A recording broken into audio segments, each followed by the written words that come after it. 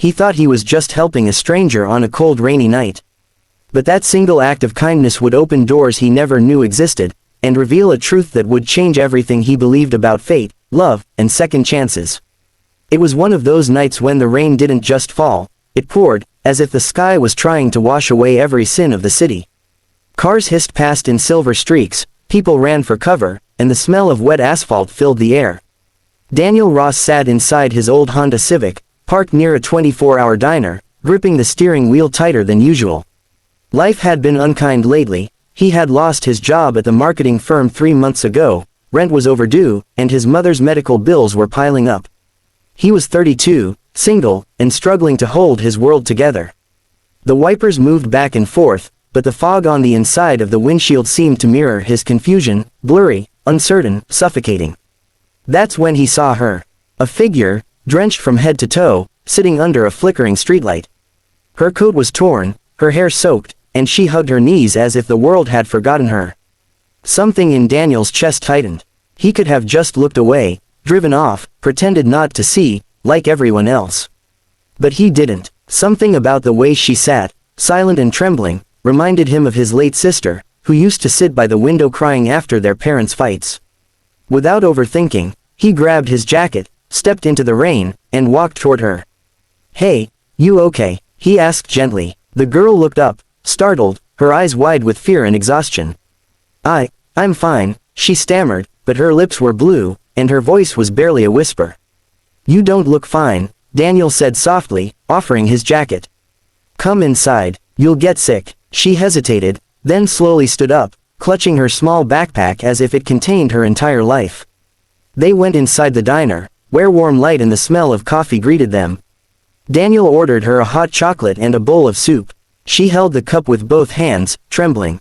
"What's your name?" he asked. "Lila," she replied. "And thank you. You didn't have to do this. Sometimes doing what we don't have to do," Daniel said quietly, "is exactly what we're meant to do."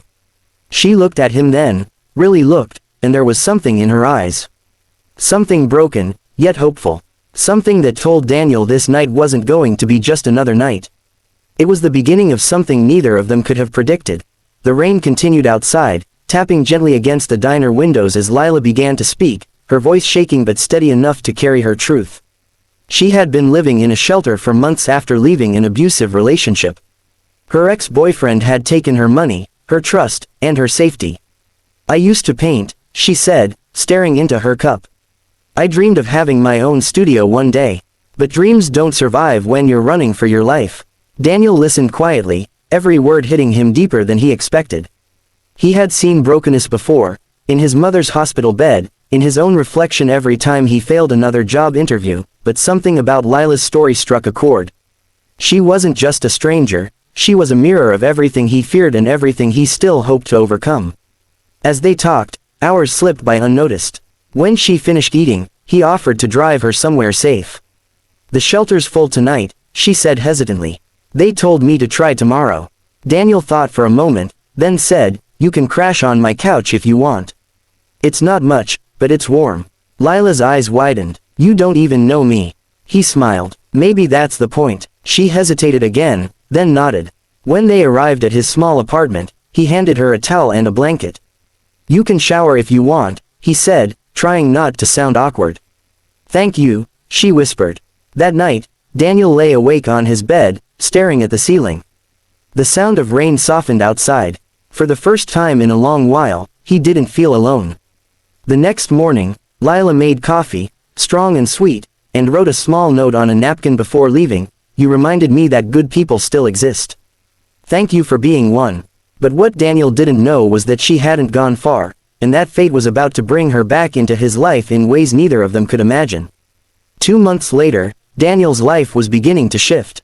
He had finally landed a job at a new advertising agency, small but creative, run by a woman named Grace Monroe, known for giving second chances.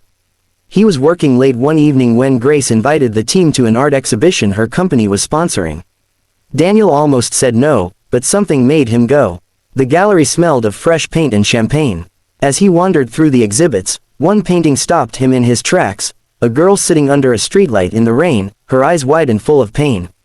Beneath it was a small plaque that read, The Night of Kindness, by Lila Bennett. Daniel's heart skipped a beat. Lila. It was her. The painting captured that night exactly, the same diner glow, the same look she'd given him when he handed her his jacket. He turned around, and there she was, across the room, dressed in a soft blue dress, her hair neatly tied back. Their eyes met, and for a moment, the noise of the crowd faded away. "You came," she said, smiling through tears when they finally met. "I told you I'd find my way back to painting." Daniel could hardly speak. "You remembered that night." "I remember everything," she said. "You didn't just give me warmth that night. You gave me the courage to start over."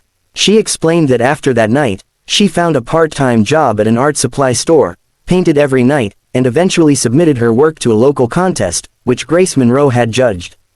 Grace had seen potential and sponsored her first gallery show. "Wait," Daniel said slowly, realizing. "Grace Monroe, my boss." Lila laughed. "The world has strange ways of connecting people who are meant to meet." That night, as the gallery lights dimmed, they walked out together under a calm sky. The city that once felt cold and cruel now shimmered with possibilities. Months turned into a year, and life unfolded in ways neither Daniel nor Lila could have written in a script. Her art gained recognition, magazines featured her, galleries invited her, and she started teaching art therapy to survivors of abuse.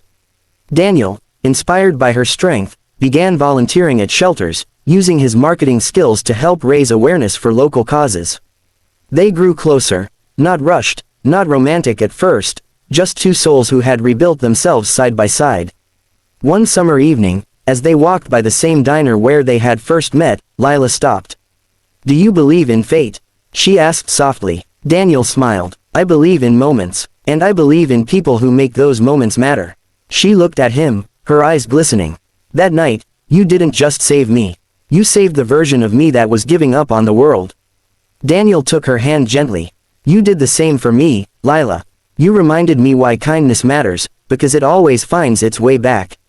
The diner's neon sign flickered behind them, and the rain began to fall again, soft, steady, cleansing. She laughed and lifted her face toward the sky. He watched her, realizing that sometimes, the greatest transformations come not from grand gestures, but from small acts of humanity: a jacket, a meal, a hand extended in the dark.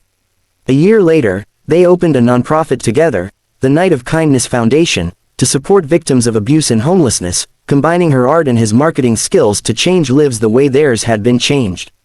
At the opening ceremony, Daniel looked out at the crowd, then at Lila, who was smiling at him from the stage. He thought of that first night, that moment under the streetlight, and whispered to himself, he helped a stranger, and it changed his life forever. Sometimes, all it takes to change a life, maybe even your own, is a moment of kindness. If this story touched your heart, share it, live it, and be someone's reason to believe again.